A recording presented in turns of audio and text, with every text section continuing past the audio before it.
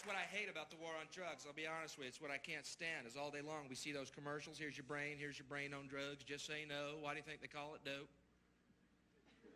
And then the next commercial is this bud's for you. Come on, everybody. Let's be hypocritical bastards. It's okay to drink your drug.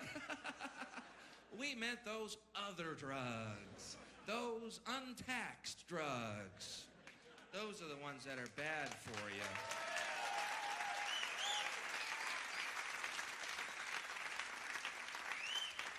Nicotine, alcohol, good drugs. Coincidentally, tax drugs. Ooh, how does this fucking work? Thank God they're taxing alcohol, man. It means we got those good roads we can get fucked up and drive on. Thank God they're taxing this shit, man. We'd be doing donuts in a wheat field right now. Thank God we're on a highway. Woo!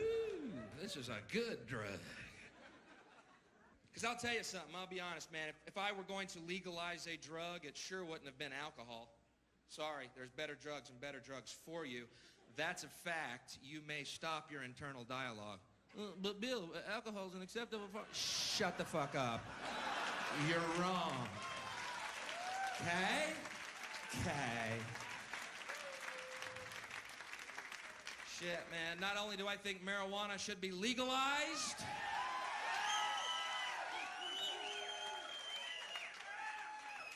I think it should be mandatory. I'm a hardliner. Think about it, man. You get in traffic behind somebody.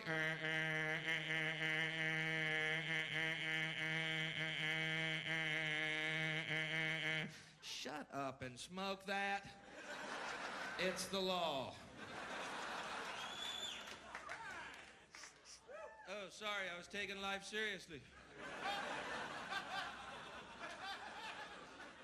Oh, man, who's hungry? That'd be a nice world, wouldn't it? Quiet, mellow, hungry, high people everywhere. Just Domino's pizza trucks passing each other. Every single highway, parades of Domino's.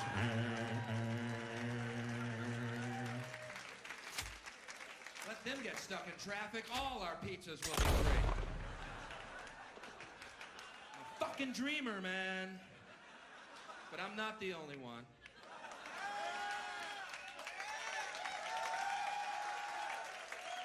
Dreamers, man.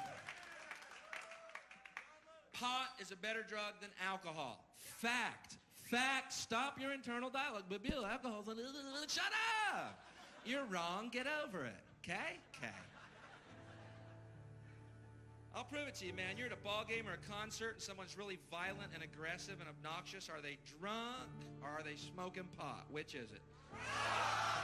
They're drunk. I have never seen people on pot get in a fight because it is fucking impossible. Hey, buddy. Hey, what? Hey, hey.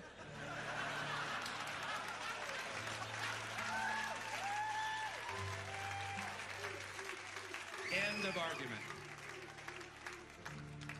Say you get in a car accident and you've been smoking pot. You're only going 4 fucking miles an hour. Shit, we hit something. Oh, we got rear-ended by a Domino's truck, man. Just a better world. I'm not proud of this moment, all right? It happened, I moved on. You know what I mean, though? We need a new enemy because we're so miserable in our own lives. We got to keep pointing fingers and blaming. Drugs, yeah, drugs are the enemy. Ooh, what were we thinking? People forget about drugs, man. People forget. People think drugs don't do anything good for us. How many people here believe drugs don't do anything good for us? Someone must. Chicken shit. Yeah, I know, because now they got a beer. I don't. If you believe drugs don't do anything good for us, do me this favor, will you? Go home tonight, take all your albums and tapes, okay, and burn them. Because you know what? The musicians who made all that great music, real fucking high on drugs.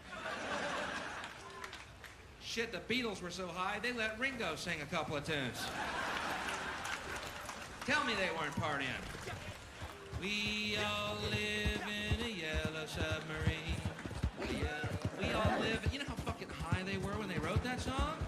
They had to pry Ringo off the ceiling with a rake to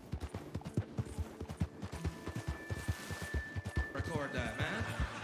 Get Ringo, John. He's got a great tan. Put him down to the mic.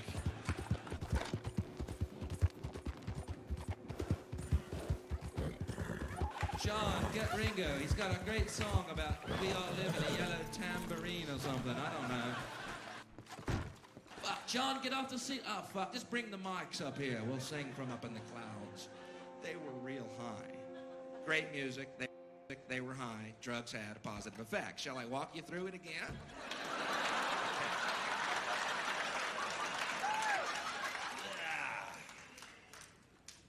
Gotta have an enemy, though, because we're so miserable. We gotta keep blaming something, right? Let's blame some more stuff. Drugs, good. Rock and roll. Every few years, rock and roll becomes the big enemy, doesn't it? Like this Judas Priest trial. Did you follow this? You know the story? The two kids, big fans of Judas Priest, listened to this album and then went out and killed themselves, and the parents sued the band Judas Priest. Okay, first of all, two kids, big fans of Judas Priest, commit suicide. Wow. Two less gas station attendants in the world.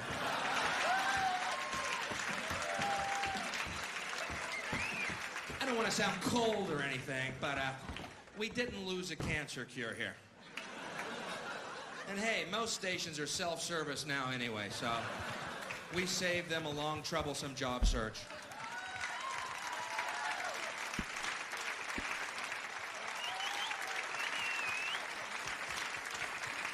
But they tried to prove there were subliminal messages on this album telling you to kill yourself. Now, I may be naive, but what performer wants his audience dead? I'm having trouble with the whole fucking theory. What are these guys in the band doing? I'm fucking sick of it. I am fucking sick of it. I'm sick of the touring. I'm sick of making $400,000 a fucking night.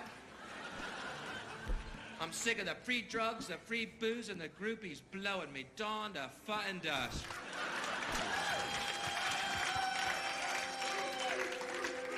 I'm in a rut and I want out. We got all those concerts coming up. I know it sucks. Unless... Ian, come in. I just had a fucking idea, man. What if, Ian? Let's just say, what if? Open your mind real wide now. What if we kill the fucking audience? Could I go back to my day job? I could sell shoes again. It just doesn't make a lot of sense when you talk it through. But every few years, these little they try and nail rock and roll. Remember this shit? You play certain rock albums backwards, there's satanic messages. Let me tell you something. If you're sitting around your house playing your albums backwards, you are Satan. You needn't look any further. And don't go ruining my stereo to prove a fucking point either. Come here, listen. Listen.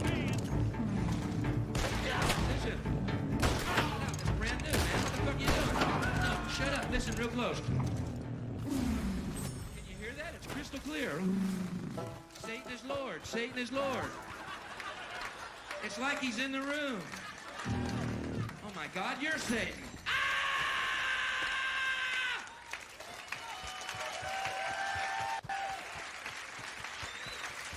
Satan, ruiner of stereos, destroyer of needles. Because, listen, I got an idea. It's time to make a bold admission, all right? Because for the last 10 years, we've seen the rise of conservatives and fundamentalists and other forms of fascist, okay? Who try and tell us what to believe and what to think. I got a bold admission if you're one of those people. You ready for it? They say rock and roll's the devil's music. Well, let's say that we know for a fact rock and roll is the devil's music, and we know that it is for sure, okay?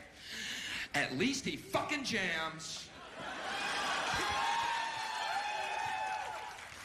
If it's a choice between eternal hell and good tunes or eternal heaven and new kids on the fucking block,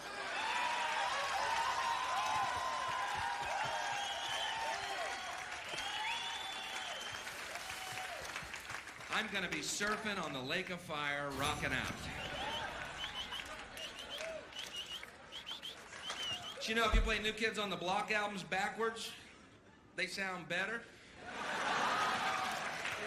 Gives them that edge they're missing, you know? Put some hair on their balls.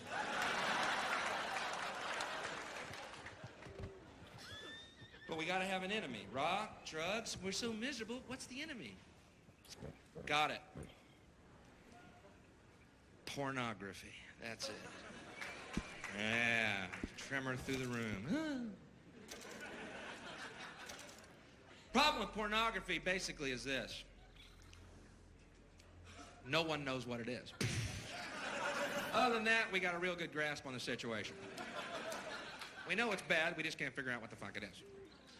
Supreme Court says pornography is any act that has no artistic merit and causes sexual thoughts. That's their definition. No artistic merit causes sexual thoughts. Sounds like almost every commercial on TV to me. You know, when I see those two twins on that Double Mint commercial,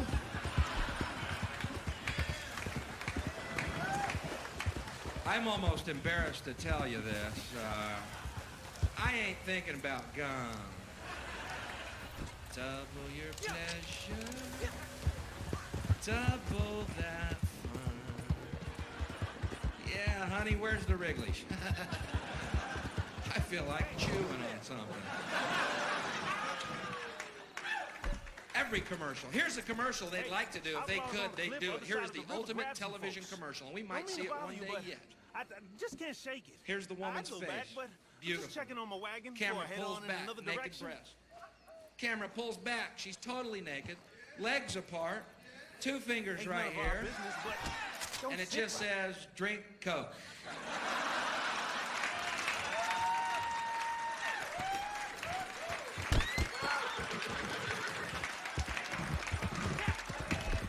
Now, I don't know the connection, but I'm drinking lots of fucking Coke. Snickers.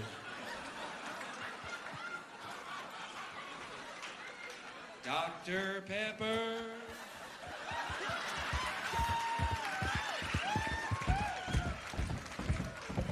No, I don't know the connection. Yes, I'm buying these fucking products.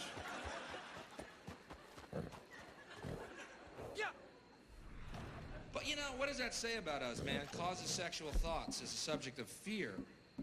Causes sexual thoughts. Yeah, so? And what? When did sex become a bad thing? Did I miss a meeting?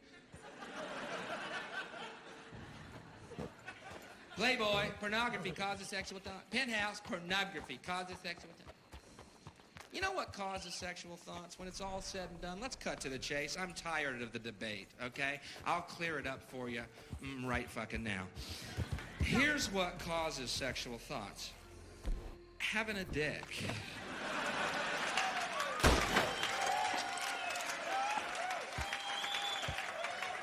End of story. I can speak for every guy here tonight, and okay, I will. In the course of our day, anything can cause a sexual fucking thought. You can be on a train and it's rocking kind of nice. Pants are a little tight. Oh my God, I got a Woody. I got a Woody on the L train. What are we gonna do, ban public transportation? I find it ironic that people who are against sexual thoughts are generally these fundamentalist Christians who also believe you should be fruitful and multiply. It seems like they would support sexual thoughts, you know, perhaps even a centerfold in the Bible. Miss Deuteronomy.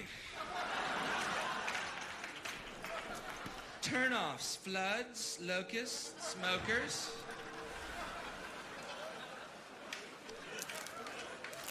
I actually did that joke in Alabama, right? These three rednecks met me after the show, man. Hey, buddy, come here.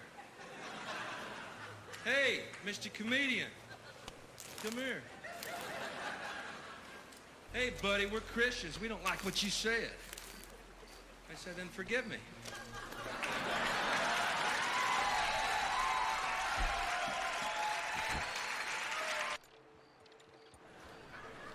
Something else I don't understand, motivation tapes, motivation books. What happened here? Suddenly everybody needs to be motivated? It's a fairly simple thing. Either you want to do something or you don't. What's the big mystery? Besides, if you're motivated enough to go to the store to buy a motivation book, aren't you motivated enough to do that? So you don't need the book. Put it back. Tell the clerk, fuck you, I'm motivated, I'm going home. I'm going home.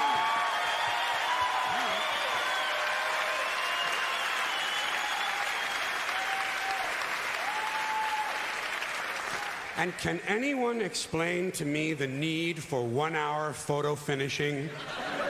You just saw the fucking thing.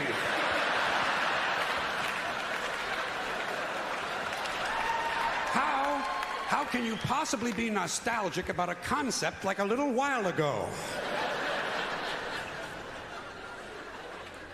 Another complaint, too many vehicles.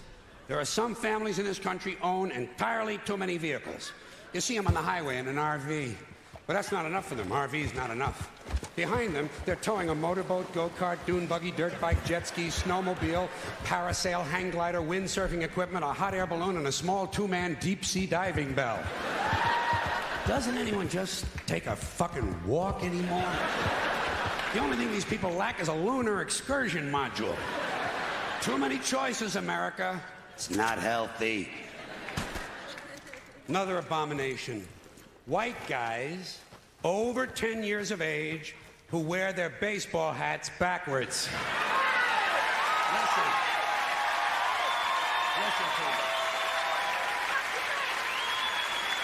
White guys, let me tell you something. You're never going to be as cool as black guys. It's not going to happen. You're white and you're lame. It's a fucking law of nature. Turning your hat around and learning a complicated handshake will not make you cool. And you black guys, since you started the whole thing, I'm going to let you stay with the hats a little bit longer, but I think really, once you qualify for Social Security, it's time to spin that motherfucker around to the front of you. All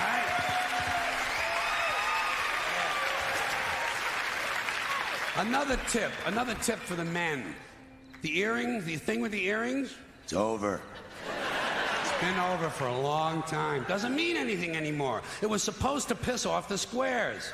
The squares are wearing them now. Doesn't mean anything. It's just fucking jewelry. Unless you have an earring with a live baby hanging from it. It's just jewelry. And I want you to know I'm in favor of self-mutilation and personal disfigurement. I've always said there's nothing like puncturing and perforating your skin in a dozen or so places in order to demonstrate your high self-esteem. When I see a young man decorating his scalp with a soldering iron, I say, there's a happy guy. Thinks highly of himself. And haven't we gone a little overboard with these colored ribbons for different causes? Every cause has its own colored ribbon now. Red for AIDS, blue for child abuse, pink for breast cancer, green for the rainforest, purple for urban violence. I got a brown one. You know what it means? Eat shit, motherfucker! Eat shit, motherfucker!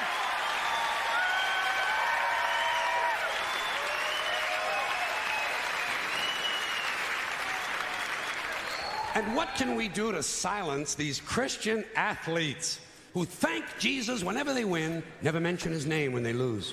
Not a word. You never hear him say, Jesus made me drop the ball. The good Lord tripped me up behind the line of scrimmage. According to these guys, Jesus is undefeated. Meanwhile, these assholes are in last place. Must be another one of those miracles. And speaking of delusional people, what about a guy who hears a voice in his head tells him to kill his entire family, so he does it? Is this the only thing a voice in the head ever tells these people to do is to kill others? Doesn't a voice ever tell a guy, go take a shit on the salad bar at Wendy's? Doesn't a voice tell a guy to take out his dick on the merry-go-round once in a while? Well, some guys do take out their dicks on the merry-go-round, but usually it's their own idea.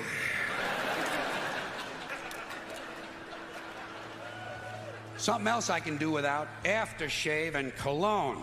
And this disgusting shit that men put on their bodies. Just what I need in the elevator. Some guy standing next to me smells like a fucking pine tree. I said, go home and wash, you smelly prick. You smell like the urinal in a Portuguese cat house. Goddamn, guys are stupid. Guys are really fucking dumb. They think they're gonna get laid with this stuff, you know. Oh yeah, they put it on at home. Oh boy, I'll get laid tonight. You don't get laid with green shit that comes out of a bottle, okay? And the only smell that's going to help you get laid might be your own natural scent. You have pheromones. It's a secondary sex characteristic. People in America, nervous about sex. They want to cover that up and disguise it. Guys in Europe, they know how to live. Guy gets in the elevator over there, he smells like a pile of dog shit. Those people are sophisticated.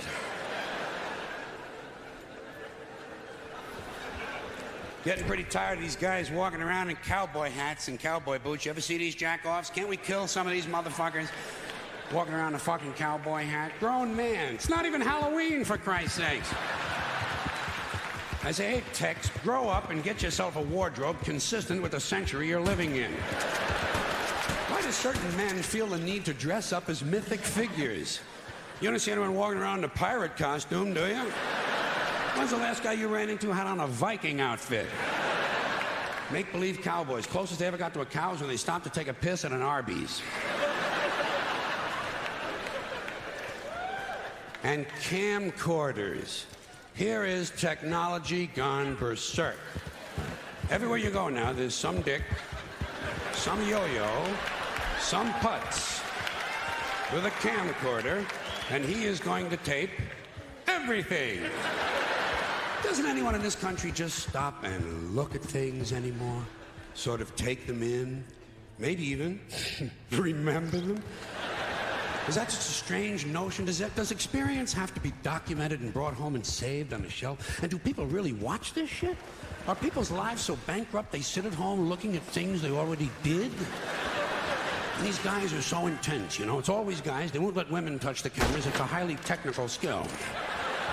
Look through a hole, push on a button, big skill, and they all think they're Federico Fellini. You ever seen him here with this shit?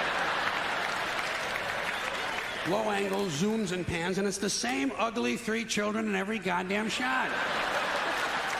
All the George Lucas magic in Hollywood is not going to change the unfortunate genetic configuration on the faces of these children. Keep these unfortunate youngsters out of public view. Now, a lot of these, hold on a sec.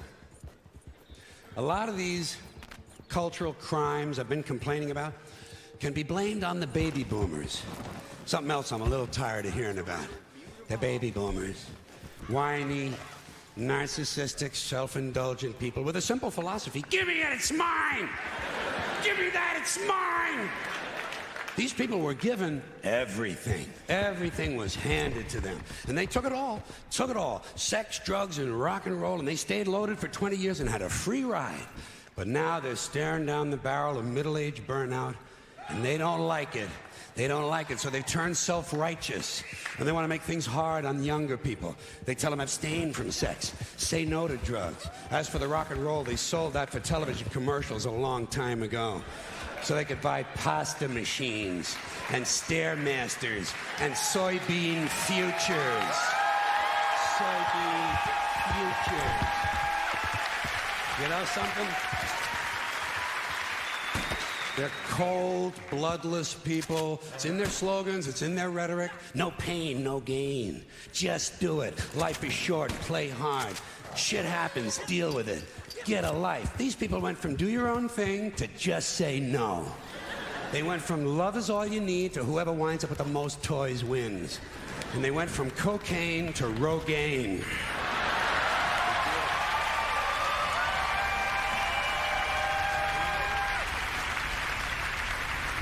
And you know something? They're still counting grams, only now it's fat grams. And the worst of it is the rest of us have to watch these commercials on TV for Levi's loose-fitting jeans and fat-ass Docker pants. Because these degenerate, yuppie, boomer cocksuckers couldn't keep their hands off the croissants and the Haagen-Dazs. And their big fat asses have spread all over and they have to wear fat-ass Docker pants. Fuck these boomers, fuck these yuppies, and fuck everybody now that I think of it.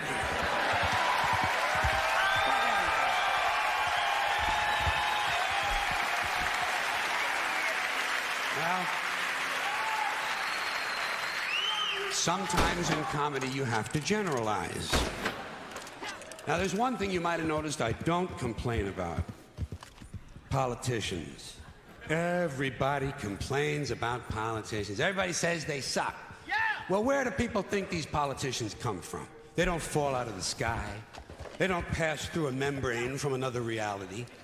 They come from American parents and American families, American homes, American schools, American churches, American businesses, and American universities, and they're elected by American citizens. This is the best we can do, folks. This is what we have to offer. It's what our system produces. Garbage in, garbage out. If you have selfish, ignorant citizens,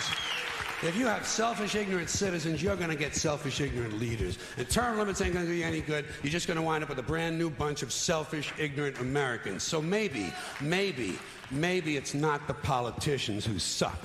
Maybe something else sucks around here, like the public. Yeah, the public sucks. There's a nice campaign slogan for somebody. The public sucks. Fuck hope. Fuck hope. Because if it's really just the fault of these politicians, then where are all the other bright people of conscience? Where are all the bright, honest, intelligent Americans ready to step in and save the nation and lead the way? We don't have people like that in this country. Everybody's at the mall, scratching his ass, picking his nose, taking his credit card out of his fanny pack and buying a pair of sneakers with lights in them. So I have solved this little political dilemma for myself in a very simple way. On election day, I stay home. I don't vote. Fuck them. Fuck them. I don't vote. Two reasons I don't vote. First of all, it's meaningless. This country was bought and sold and paid for a long time ago. The shit they shuffle around every 4 years doesn't mean a fucking thing. And secondly, I don't vote because I believe if you vote, you have no right to complain. People like to twist that around, I know. They say, well, if you don't vote, you have no right to complain. But where's the logic in that? If you vote and you elect dishonest, incompetent people and they get into office and screw everything up, well, you are responsible for what they have done. You caused the problem. You voted them in. You have no right to complain. I, on the other hand, who did not vote, who in fact, did not even leave the house on election day, am in no way responsible for what these people have done and have every right to complain as loud as I want about the mess you created that I had nothing to do with. So I know that a little later on this year, you're going to have another one of those really swell presidential elections that you like so much. You'll enjoy yourselves. It'll be a lot of fun. I'm sure as soon as the election is over, your country will improve immediately. As for me, I'll be home on that day doing essentially the same thing as you. The only difference is, when I get finished masturbating, I'm going to have a little something to show for it, folks. Thank you very much.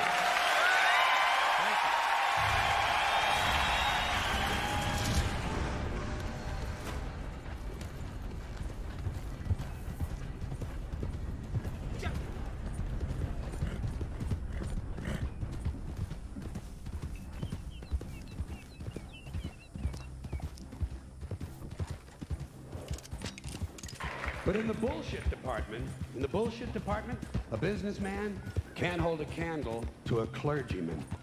Because I got to tell you the truth, folks. I got to tell you the truth. When it comes to bullshit, big time, major league bullshit, you have to stand in awe. In awe of the all-time champion of false promises and exaggerated claims, religion. No contest. No contest. Religion easily has the greatest bullshit story ever told.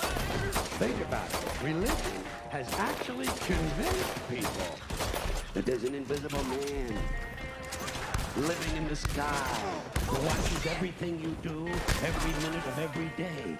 And the invisible man has a special list of 10 things he does not want you to do. And if you do any of these 10 things, he has a special place full of fire and smoke and burning and torture and anguish, where he will send you to live and suffer and burn and choke and scream and cry forever and ever till the end of time. But he loves you.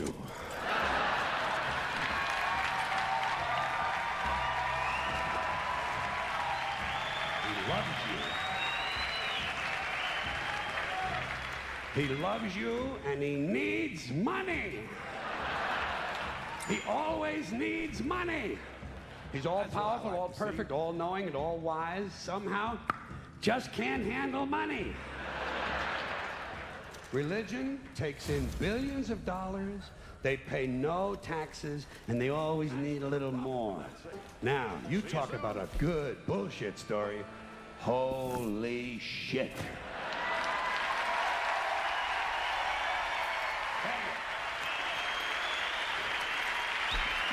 Thank you.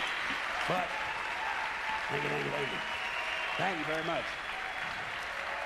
But I want you to know something. This is sincere. I want you to know, when it comes to believing in God, I really tried. I really tried. I tried to believe that there is a God who created each of us in his own image and likeness, loves us very much, and keeps a close eye on things. I really tried to believe that, but I gotta tell you, the longer you live, the more you look around, the more you realize something is fucked up. Something is wrong here. War, disease, death, destruction, hunger, filth, poverty, torture, crime, corruption, and the ice capades. Something is definitely wrong. This is not good work. If this is the best God can do, I am not impressed. Results like these do not belong on the resume of a supreme being. This is the kind of shit you'd expect from an office temp with a bad attitude. And just between you and me, in any decently run universe, this guy would have been out on his all-powerful ass a long time ago. And by the way, I say this guy because I firmly believe, looking at these results, that if there is a God, it has to be a man. No woman could or would ever fuck things up like this.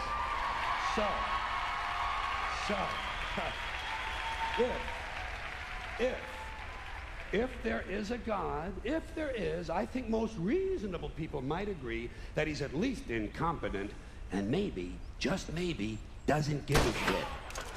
Doesn't give a shit, which I admire in a person and which would explain a lot of these bad results. So rather than be just another mindless religious robot, mindlessly and aimlessly and blindly believing that all of this is in the hands of some spooky, incompetent father figure who doesn't give a shit, I decided to look around for something else to worship, something I could really count on. And immediately, I thought of the sun. Happened like that. Overnight, I became a sun worshiper. Well, not overnight, you can't see the sun at night. But first thing the next morning, I became a sun worshiper. Several reasons. First of all, I can see the sun, okay? Yeah. Unlike some other gods I could mention, I can actually see the sun. I'm big on that. If I can see something, I don't know, it kind of helps the credibility along, you know? So every day I can see the sun as it gives me everything I need. Heat, light, food, flowers in the park, reflections on the lake, an occasional skin cancer, but hey, at least there are no crucifixions, and we're not setting people on fire simply because they don't agree with us. Sun worship is fairly simple. There's no mystery, no miracles, no pageantry, no one asks for money, there are no songs to learn, and we don't have a special building where we all gather once a week to compare clothing. And the best thing about the sun, it never tells me I'm unworthy. Doesn't tell me I'm a bad person who needs to be saved, hadn't said an unkind word, treats me fine. So, I worship the sun, but I don't pray to the sun. Know why? I wouldn't presume on our friendship. It's not polite. I've often thought people treat God rather rudely, don't you? Asking trillions and trillions of prayers every day, asking and pleading and begging for favors. Do this, give me that, I need a new car, I want a better job. And most of this praying takes place on Sunday, his day off. It's not nice, and it's no way to treat a friend. But people do pray, and they pray for a lot of different things. You know, your sister needs an operation on her crotch. Your brother was arrested for defecating in a mall. But most of all, you'd really like to fuck that hot little redhead down at the convenience store. You know, the one with the eye patch and the club foot, huh? Can you pray for that? I think you'd have to. And I say, fine, pray for anything you want. Pray for anything. But what about the divine plan? Remember that? The divine plan. Long time ago, God made a divine plan. Gave it a lot of thought, decided it was a good plan, put it into practice. And for billions and billions of years, the divine plan has been doing just fine. Now you come along and pray for something. Well, suppose the thing you want isn't in God's divine plan. What do you want him to do? Change his plan? Just for you? Doesn't it seem a little arrogant? It's a divine plan. What's the use of being God if every rundown schmuck with a $2 prayer book can come along and fuck up your plan? And here's something else, another problem you might have. Suppose your prayers aren't answered. What do you say? Well, it's God's will. Thy will be done. Fine, but if it's God's will and he's going to do what he wants to anyway, why the fuck bother praying in the first place? Seems like a big waste of time to me. Couldn't you just skip the praying part and go right to his will? It's all very confusing. So to get around a lot of this, I decided to worship the sun. But, as I said, I don't pray to the sun. You know who I pray to? Joe Pesci. Joe Pesci. Joe Pesci. Two reasons. First of all, I think he's a good actor, okay? To me, that counts. Second, he looks like a guy who can get things done. Joe Pesci doesn't fuck around. Doesn't fuck around. In fact, Joe Pesci came through on a couple of things that God was having trouble with. For years, I asked God to do something about my noisy neighbor with the barking dog. Joe Pesci straightened that cocksucker out with one visit. It's amazing what you can accomplish with a simple baseball bat. So I've been praying to Joe for about a year now, and I noticed something. I noticed that all the prayers I used to offer to God and all the prayers I now offer to Joe Pesci are being answered at about the same 50% rate. Half the time I get what I want, half the time I don't. Same as God, 50-50. Same as the four-leaf clover and the horseshoe, the wishing well and the rabbit's foot. Same as the mojo man. Same as the voodoo lady who tells you your fortune by squeezing the goat's testicles. It's all the same, 50-50. So just pick your superstition, sit back, make a wish, and enjoy yourself. And for those of you who look to the Bible for moral lessons and literary qualities, I might suggest a couple of other stories for you. You might want to look at The Three Little Pigs. That's a good one. Has a nice, happy ending. I'm sure you'll like that. Then there's Little Red Riding Hood, although it does have that X-rated part where the big bad wolf actually eats the grandmother, which I didn't care for, by the way. And finally, I've often always drawn a great deal of moral comfort from Humpty Dumpty. The part I like the best, all the king's horses and all the king's men couldn't put Humpty Dumpty back together again. That's because there is no Humpty Dumpty and there is no God. None, not one, no God, never was. In fact, I'm gonna put it this way. If there is a God, may he strike this audience dead. See, nothing happened. Nothing happened. Everybody's okay. All right? Tell you what. I'll raise the stakes. I'll raise the stakes a little bit. If there is a God, may he strike me dead. See? Nothing happened. Oh, wait. Got a little cramp in my leg. And my balls hurt. Plus, I'm blind. Oh, now I'm okay again. Must have been Joe Pesci, huh? God bless Joe Pesci. Thank you all very much. Joe bless you. Thank you very much. I appreciate it.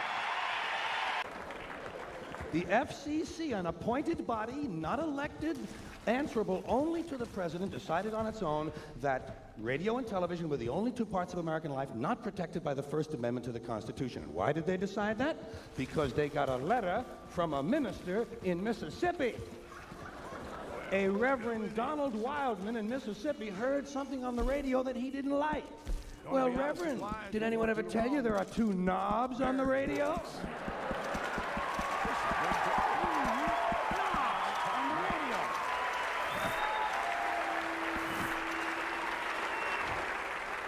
Of course, I'm sure the Reverend isn't that comfortable with anything that has two knobs on it. But hey, Reverend, there are two knobs on the radio. One of them turns the radio off, and the other one changes the station. Imagine that, Reverend. You can actually change the station. It's called freedom of choice, and it's one of the principles this country was founded upon. Look it up in the library, Reverend, if you have any of them left when you finish burning all the books.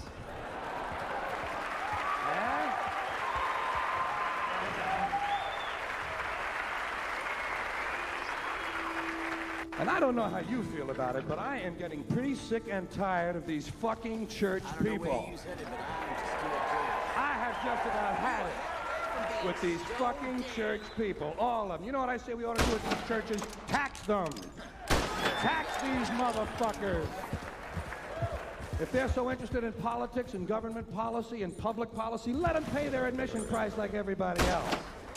Tax them. Hey, the Catholic Church alone could wipe out the federal budget deficit if all you did was tax them on their real estate holdings.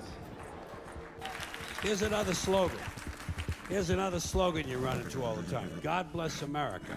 Once again, respectfully, I say to myself, what the fuck does that mean? God bless America? Is that a request? Is that a demand? Is that a suggestion? Politicians say it at the end of every speech, as if it were some sort of verbal tick that they can't get rid of. God bless you and God bless America. God bless you and God bless America. I guess they figure if they leave it out, someone's going to think they're bad Americans. Let me tell you a little secret about God, folks. God does not give a flying fuck about America, okay? He doesn't care. He never cared about this country. He never has, he never will. He doesn't care about this country any more than he cares about Mongolia, Transylvania, Pittsburgh, the Suez Canal, or the North Pole. He simply doesn't care, okay? He doesn't care. Listen, hey, there are 200 countries in the world now. Do these people honestly think that God is sitting around picking out his favorites? Why would he do that? Why would God have a favorite country? And why would it be America out of all the countries? Because we have the most money? Because he likes our national anthem? Maybe it's because he heard we have 18 delicious flavors of classic rice-a-roni. It's delusional thinking. It's delusional thinking, and Americans are not alone with these sort of delusions. Military cemeteries around the world are packed with brainwashed, dead soldiers who are convinced God was on their side. America prays for God to destroy our enemies. Our enemies pray for God to destroy us. Somebody's going to be disappointed. Somebody's wasting their fucking time. Could it be everyone? Now.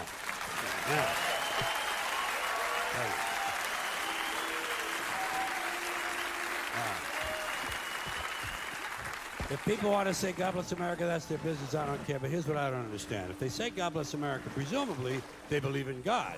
And if they do, they must have heard God loved everyone. That's what he said. He loved everyone and he loved them equally. So why would these people ask God to do something that went against his own teaching? You know what these God bless America people ought to do? They ought to check with that Jesus fellow they're so crazy about.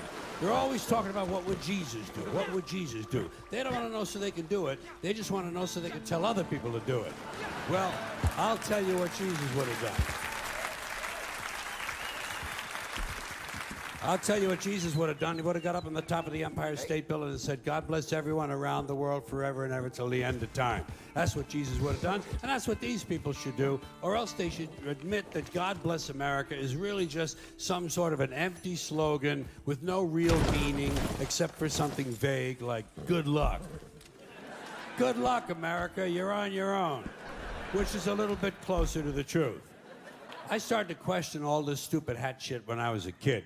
When I was a kid, I was a Catholic, at least until I reached the age of reason, okay? So, I was a Catholic for about two and a half years, something like that. And during that time, one of the things they told us was that if a boy or a man went into a church, he had to remove his hat in order to honor the presence of God. But they had already told me that God was everywhere. So I used to wonder, well, if God is everywhere, why would you even own a hat? Why not show your respect? Don't even buy a fucking hat. And just to confuse things further, they told the women exactly the opposite. Catholic women and girls had to cover their heads when they went into church. Same as in certain temples, Jewish men have to cover their heads in those temples. In those same temples, Jewish women not allowed to cover their heads. So try to figure this shit out. Catholic men and Jewish women, no hats. Catholic women and Jewish men, hats. Somebody's got the whole thing totally fucking backwards, don't you think? And, you know, and what is this religious fascination with headgear? Every religion's got a different fucking hat. Did you ever notice that? The Hindus have a turban, the Sikhs have a tall white turban, Jews have a yarmulke, the Muslims have the keffiyeh, bishop has a pointy hat on one day and a round hat on another day, cardinal has a red hat, pope has a... Everybody's got a fucking hat. One group takes them off, the other group puts them on. Personally, I would never want to be a member of any group where you either have to wear a hat or you can't wear a hat. I think...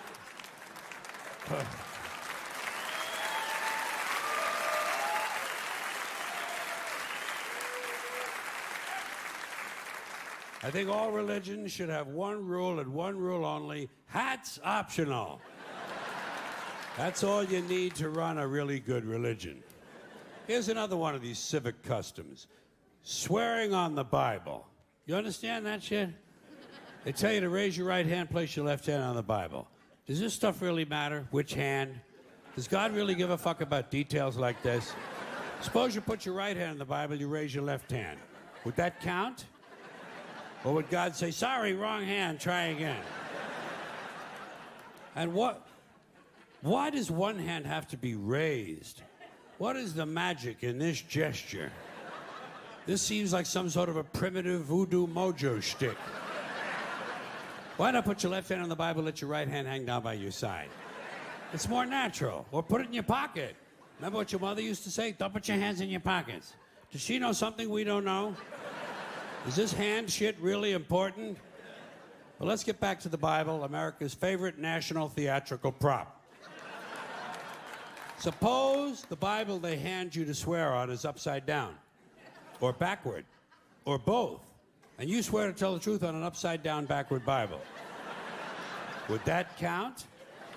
Suppose the Bible they hand you is an old Bible and half the pages are missing.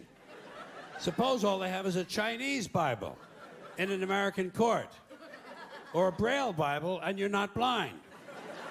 Suppose they hand you an upside-down, backward Chinese Braille Bible with half the pages missing.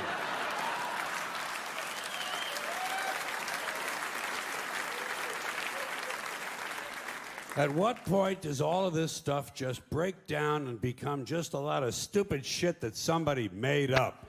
They fucking made it up, folks. It's make-believe. It's make-believe. Now, all right. Okay. Let's leave the Bible aside. We'll get back to the science fiction reading later. The more important question is, what is the big deal about swearing to God in the first place? Why does swearing to God mean you're going to tell the truth? Wouldn't affect me. If they said to me, you swear to tell the truth, the whole truth, and nothing but the truth to help you God, I'd say, yeah. I'll tell you about as much truth as the people who wrote that fucking Bible. How do you like that? Huh?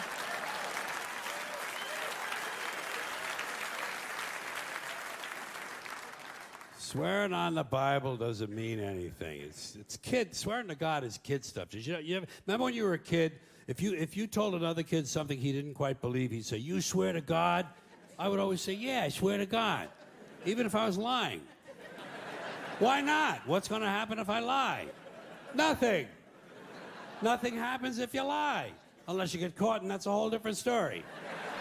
Rights are an idea. They're just imaginary. They're a cute idea. Cute. But that's all. Cute and fictional. But if you think you do have rights, let me ask you this. Where do they come from? People say, well, they come from God. They're God-given rights. Oh, fuck. Here we go again. Here we go again. The God excuse. The last refuge of a man with no answers and no argument. It came from God. Anything we can't describe must have come from God. Personally, folks, I believe that if your rights came from God, He would have given you the right to some food every day, and He would have given you the right to a roof over your head. God would have been looking out for you. God would have been looking out for you. You know that? He wouldn't have been worried about making sure you have a gun so you can get drunk on Sunday night and kill your girlfriend's parents. But let's say it's true. Let's say God gave us these rights. Why would He give us a certain number of rights? The Bill of Rights in this country has 10 stipulations, okay? 10 rights. And apparently God was doing sloppy work that week because we've had to amend the Bill of Rights an additional 17 times. So God forgot a couple of things, like slavery. Just fucking slipped his mind. But let's say God gave us the original 10. He gave the British 13. The British Bill of Rights has 13 stipulations. The Germans have 29. The Belgians have 25. The Swedish have only 6. And some people in the world have no rights at all. What kind of a fucking goddamn God-given deal is that? No rights at all? Why would God give different people in different countries different numbers of different rights? Boredom? Amusement? Bad arithmetic? Do we find out at long last after all this time that God is weak in math skills? Doesn't sound like divine planning to me. Sounds more like human planning. Sounds more like one group trying to control another group. In other words, business as usual in America. Now, folks, here's something else I got a problem with. The 10 Commandments. Here's my problem. Why are there 10? You don't need 10. I think the list of commandments was deliberately and artificially inflated to get it up to 10. It's a padded list. Here's what they did. About 5,000 years ago, a bunch of religious and political hustlers got together to try to figure out how to control people, how to keep them in line. They knew people were basically stupid and would believe anything they were told, so they announced that God had given them some commandments. Up on a mountain, when no one was around, God had given them the 10 Commandments. But let me ask you this. When they were sitting around making this shit up, why did they pick 10? Why 10? Why not 9 or 11? I'll tell you why. Because 10 sounds official. 10 sounds important. They knew if it was 11, people wouldn't take it seriously. Say, what, are you kidding me? The 11 Commandments? Get the fuck out of here. But 10 sounds important. 10 is the basis for the decimal system. It's a decade. It's a psychologically satisfying number. The top 10, the 10 most wanted, the 10 best dressed. So having 10 commandments was really a marketing decision. And to me, it's clearly a bullshit list. It's a political document artificially inflated to sell better. I'm going to show you how you could reduce the number of commandments and come up with a list that's a little more workable and logical. We're going to start with the first 3, and I'll use the Roman Catholic version because those are the ones I was taught as a little boy. I am the Lord thy God. Thou shalt not have strange gods before me. Thou shalt not take the name of the Lord thy God in vain. Thou shalt keep holy the Sabbath. Right off the bat, the first 3, pure bullshit. Sabbath day, Lord's name, strange gods. Spooky language. Spooky language. Designed to scare and control primitive people. In no way does superstitious nonsense like this apply to the lives of intelligent, civilized humans in the 21st century. You throw out the first 3 commandments, you're down to 7. Next, honor thy father and mother. Obedience, respect for authority. Just another name for controlling people. The truth is, obedience and respect should not be automatic. They should be earned. They should be based on the parent's performance. Parent's performance. All right? Some parents deserve respect. Most of them don't. Period. You're down to 6. Now, in the interest of logic, something religion is very uncomfortable with, we're going to jump around the list a little bit. Thou shalt not steal, thou shalt not bear false witness. Stealing and lying. Well, actually, these 2 both prohibit the same kind of behavior. Dishonesty, stealing, and lying. So you don't need 2 of them. Instead, you combine them and you call it thou shalt not be dishonest. And suddenly, you're down to 5. And as long as we're combining, I have 2 others that belong together. Thou shalt not commit adultery, thou shalt not covet thy neighbor's wife. Once again, these 2 prohibit the same kind of behavior, in this case, marital infidelity. The difference is coveting takes place in the mind, and I don't think you should outlaw fantasizing about someone else's wife. Otherwise, what's a guy going to think about when he's waxing his carrot? But marital fidelity is a good idea, so we're going to keep the idea and call this one, thou shalt not be unfaithful. And suddenly, we're down to 4. But when you think about it, honesty and fidelity are really part of the same overall value. So in truth, you could combine the 2 honesty commandments with the 2 fidelity commandments and give them simpler language, positive language instead of negative, and call the whole thing, thou shalt always be honest and faithful, and we're down to 3. Thou shalt, they're going away fast. Thou shalt not covet thy neighbor's goods. This one is just plain fucking stupid. Coveting your neighbor's goods is what keeps the economy going. Am I right? Your neighbor gets a vibrator that plays "Oh Come All Ye Faithful." You want to get one too. Coveting creates jobs. Leave it alone. You throw out coveting and you're down to 2 now, the big honesty and fidelity commandment, and the one we haven't talked about yet, thou shalt not kill, murder, the 5th commandment. But when you think about it, religion has never really had a big problem with murder. Not really. More people have been killed in the name of God than for any other reason. All you have to do... Shit.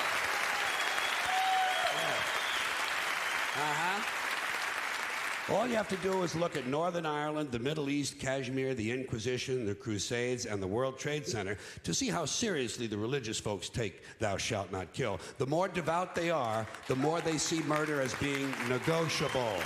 It's negotiable. You know? It depends. It depends. It depends on who's doing the killing and who's getting killed.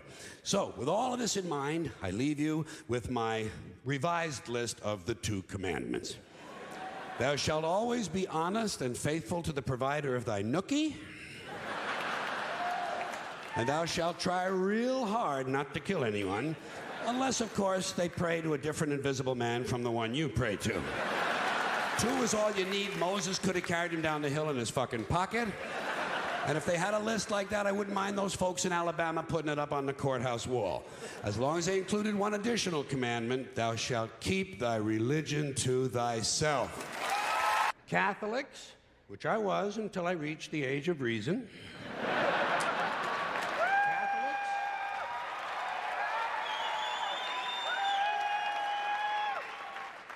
Catholics and other Christians are against abortions, and they're against homosexuals.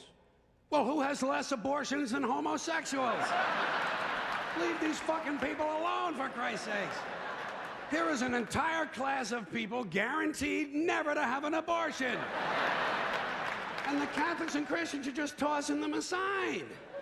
You'd think they'd make natural allies.